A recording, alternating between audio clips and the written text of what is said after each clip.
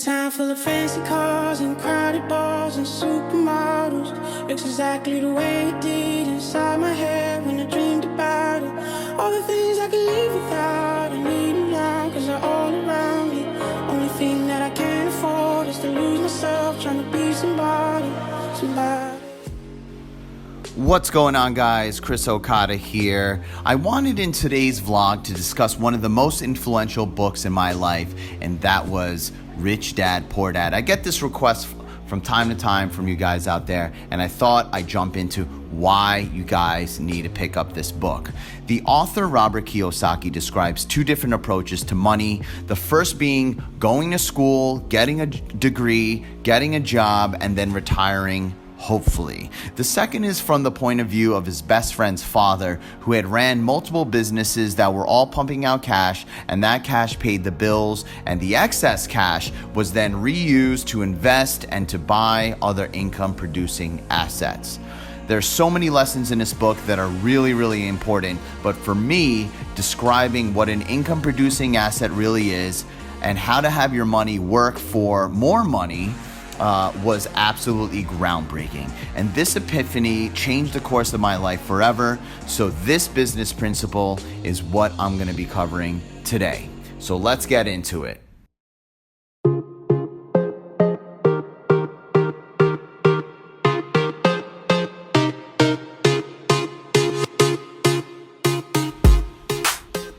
College is amazing, and college is fun, and so many friends you're gonna make, and so many great times.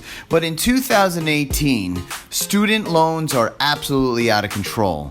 I met a college student that's going to graduate, and at the age of 22, they'll have $175,000 in student loans. They'll have about $15,000 to $20,000 in credit card bills, and they'll have $5,000 left on their auto loan. That's $200,000 in debt when they graduate college as an undergrad.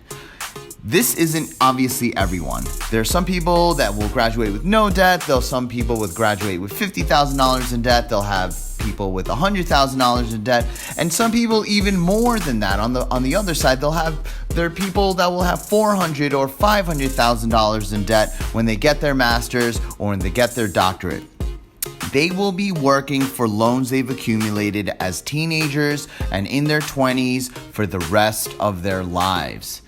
Decades ago, you could be a plumber, have a house, a car, a retirement fund, have your kids go to school, and your wife stay at home if she wanted, and retire with a pension fund, your house and most of your loans paid off, a fat retirement fund, and Social Security income until the day you died.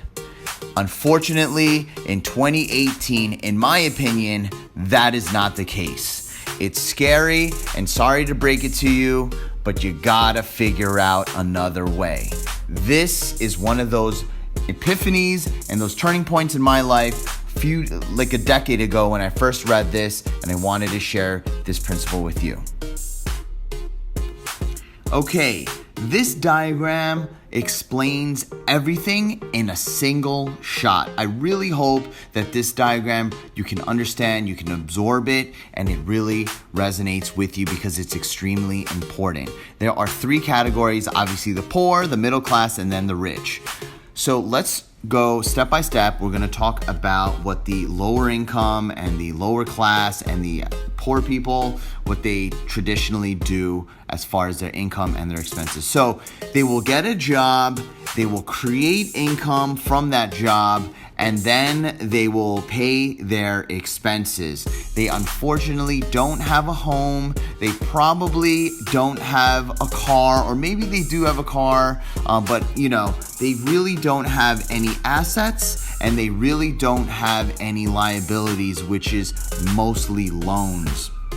So the job pays for their expenses, and they go check by check, month by month, and they don't have any real savings, and they're not accumulating anything. They have no assets. Number two is the middle class. This gets a little more complex, and this is where everyone is. This can be lower middle class, this can be middle class, and this can be upper middle class. So basically, the job makes the income, and then if you could see, the squiggly line goes all the way down to the liabilities.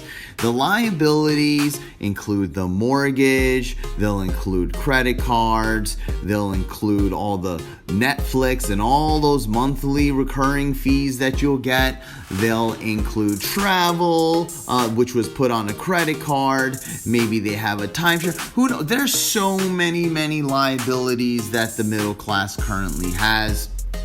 And the income from the job then goes straight to the liabilities, and then goes up to the expenses, the miscellaneous expenses, babysitters, and this is, your night out, your drinking, and your eating, and your everything else that you, basically the other monthly expenses that you have. And this is basically what everyone does.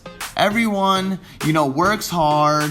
They get a down payment on the mortgage, and they get a mortgage. They get their first home. They get married. They have kids. And this is basically the middle class. And the middle class, it doesn't matter if you make $50,000 or if you make $500 or $600 or $2 million. You're still working to pay the liabilities, to pay the expenses. The key word here is working. Rich people, all the way to the right on this diagram, now you can see, have assets that create the income, that pay for the liabilities and the expenses. Now, this is a little bit tricky because over here, I'd like to iterate. I think that this is a little misleading because rich people certainly have liabilities. Of course, they have mortgages. Of course, they have yachts, and of course, they have all these expenses they have.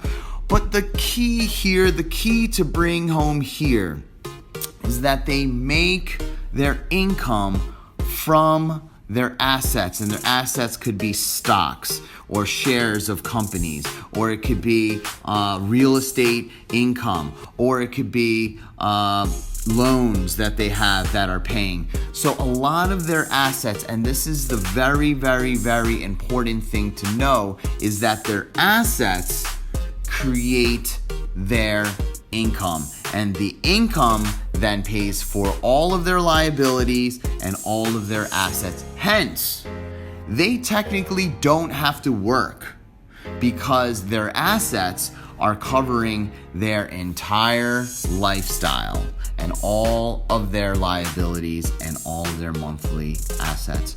So that is the goal, people. Ladies and gentlemen, boys and girls, we have to create income that comes from our assets.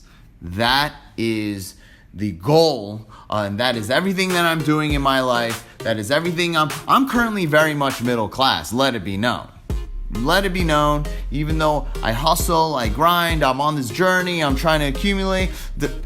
Long story short, what I am trying to do is to have my assets that I create and buy today, so that tomorrow the dividends and the money coming from the assets are paying all my liabilities and all of my expenses, so I don't have to work. That's the goal, people. And that, for me, was the most important thing that I picked up from Rich Dad, Poor Dad.